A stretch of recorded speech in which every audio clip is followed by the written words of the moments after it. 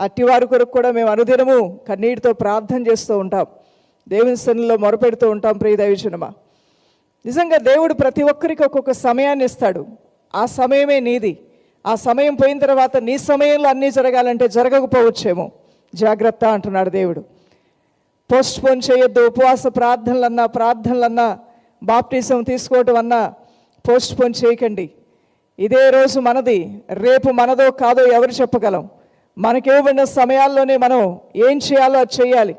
మంచి కార్యములైన, నీతి కార్యములైన, ధర్మ కార్యములైన, దేవునికి ఇచ్చుట్లో అయినా, సమయాన్ని ఇచ్చుట్లో అయినా, ధనాన్ని ఇచ్చుట్లో అయినా, రక్షణ సువార్తకు పరిచర్లకు సహకరించుట్లో అయినా, నీ కుటుంబానికి నువ్వు చేయవలసిన మేలు విషయంలో అయినా సమయం ఇప్పుడు ఉండగానే చేసుకుంటూ వెళ్ళాలి. ఏదో ఒక సంవత్సరం అనేది నీ మనసులో నువ్వు నిర్ణయించుకోకూడదు. కొంతమంది అనుకున్నారంట, మేము ఆ దేశం వెళ్ళి ఈ